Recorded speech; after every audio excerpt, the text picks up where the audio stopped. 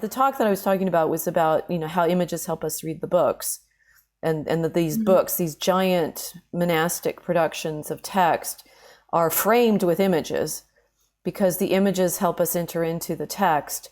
And that, interestingly enough, no matter how literate you are, without the frame, without the revelation, without the showing of the incarnation, we read incorrectly. So if going back to Steiner, if what he's mainly concerned with is text and not image, the presence in this conversation that you have around a text, which is, the argument that Christians have with Jews, that without the incarnation, you can't see clearly and you're going to misinterpret. And then, potentially get upset but why? It's sort of that. So now we've done both. It's threatening to be aware of it's not duality, right? Because duality implies contradiction in these things. I'm struggling for the word that it should be, that somehow the text and the image have to work together for the fullness of reality to be accessible, I suppose, to the understanding and to the heart. And if you're only focused on one or the other, well, okay, so you only focus on the image. Concordant. They have to be concordant, right? Concordant, that's the word.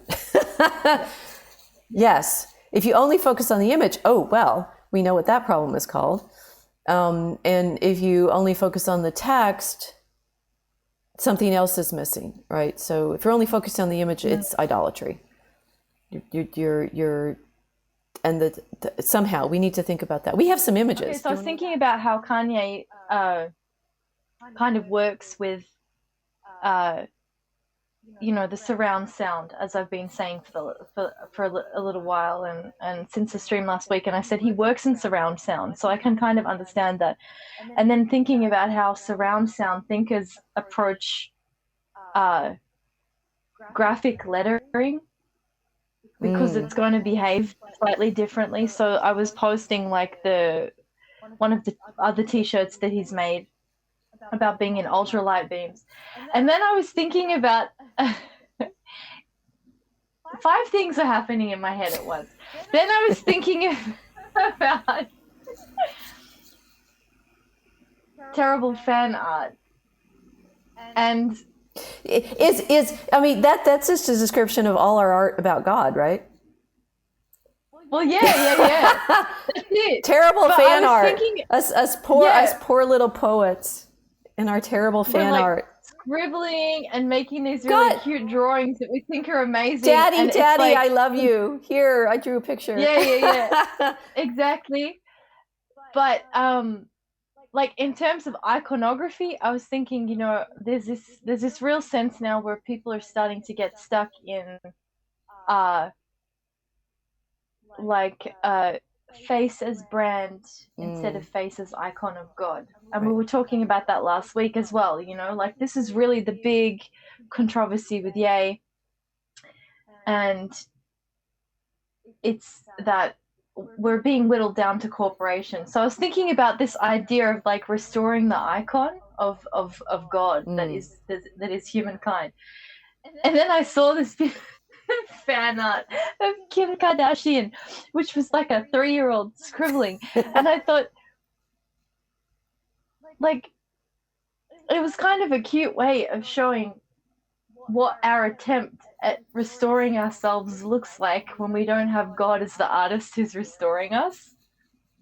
Well, there's an interesting thing. It's you could juxtapose her. It's a funny picture of her because her eyes are kind of wide. It's a bit wonky. It's a bit wonky, but obviously she is decorated herself, right? That she's got fake eyelashes and her brows are very nicely trimmed, and her lips look like they've had some help, maybe. So there's the art that we're doing of the humans, and then there's the humans, ornamenting ourselves, which some people find problematic. Do you find that problematic? The makeup as such? Are we play? My hair's all frizzy now because I can't, wherever I am, I couldn't bring my curling iron because I would worry about blowing out my host's electrical circuits. But it's like there's big arguments out there about the degree to which we as the little children of God should be ornamenting ourselves at all.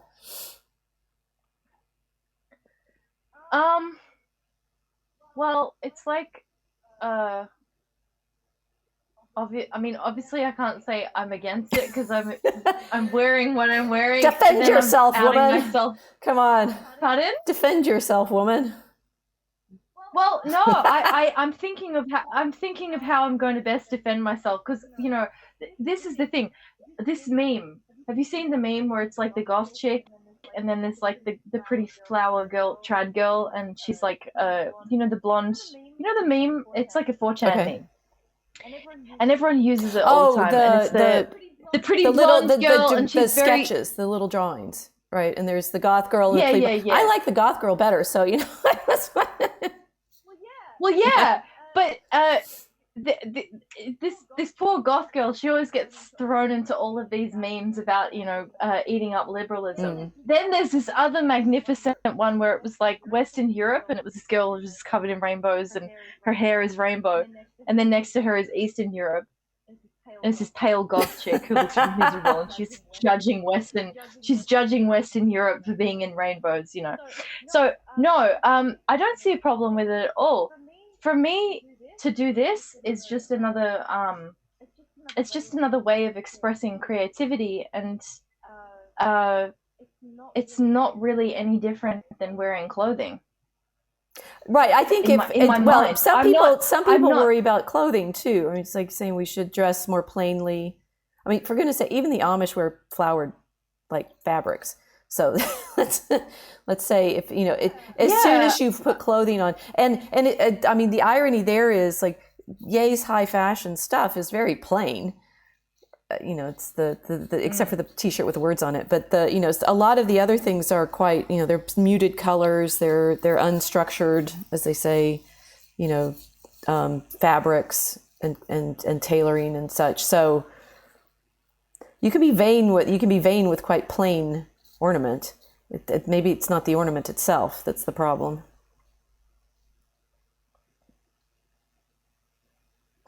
Well, it's just like, for me, it's another way of manifesting that kind of wild expression of European folk costume, which was obliterated by industrial fashion. Because now everybody, and I think this is why the leftists have gone so crazy in the way they dress. But once everyone is kind of industrialized, you enter a state where you're buying pre-made clothing that has been assembled for you. It's not being made by artisans. It hasn't been made by people that come from your region. It doesn't reflect any kind of folk identity. And it's a kind of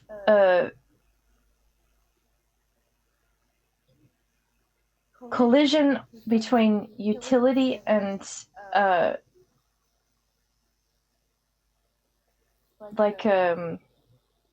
what's the word?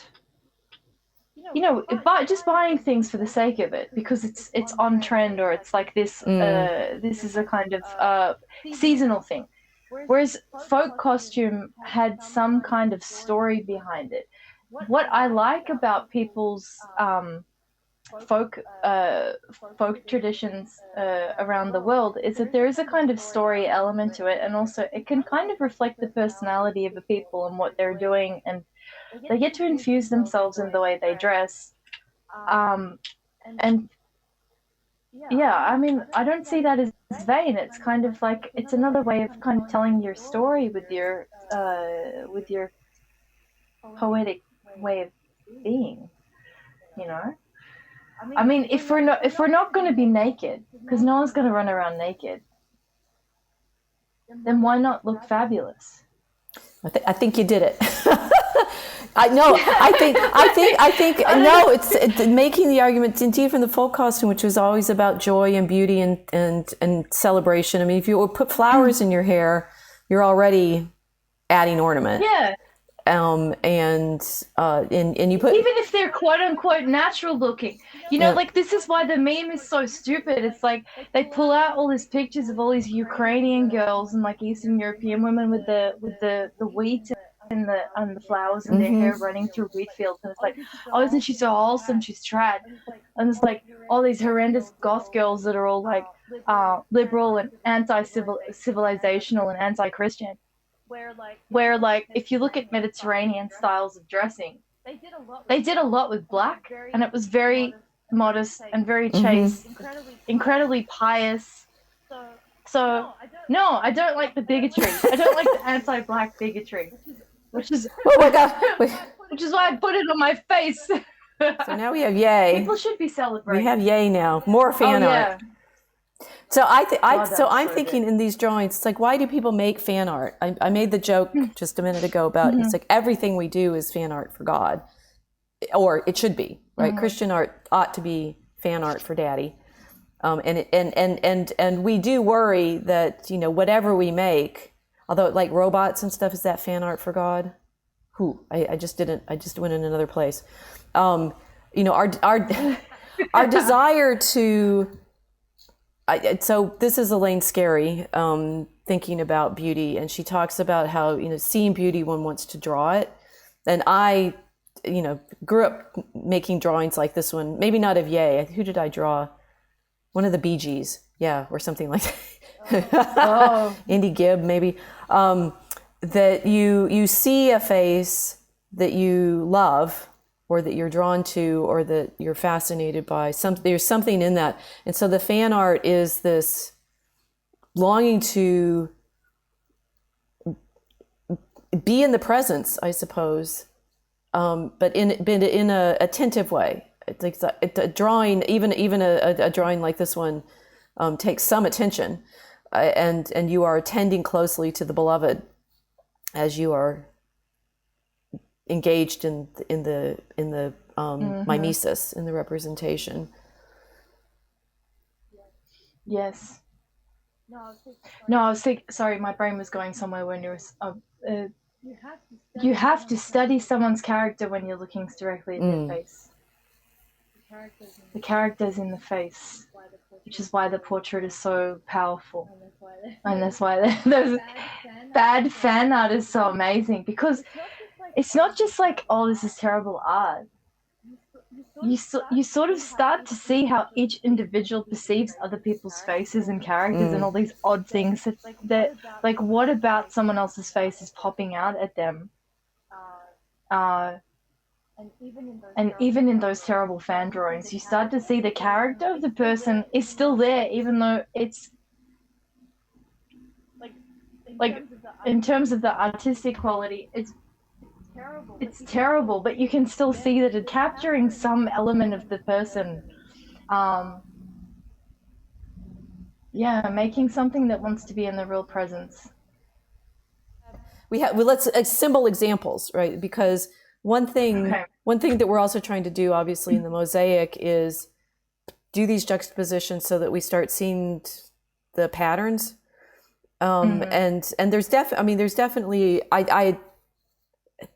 I thought about fan art a lot before, because I've thought about that as what devotional art always is. The kinds of books that I've been writing about that are written about Mary are these great assemblages of names of Mary, so that you are being able to talk. I mean, that's the word version, and then these are the visual version, that somehow you want constantly to be in the presence of the beloved, and so you are drawn to draw and contemplate and name and speak of. I mean, fans also, they can't stop talking about their fans. So I guess we're Ye fans now, because we're still talking, continuing to talk about him. So we're drawn to him. We want somehow to make these videos, make the references, and that art is that engagement. I think therefore Steiner maybe is onto some, at least with that's the problem. I haven't read his book, so I'm working with the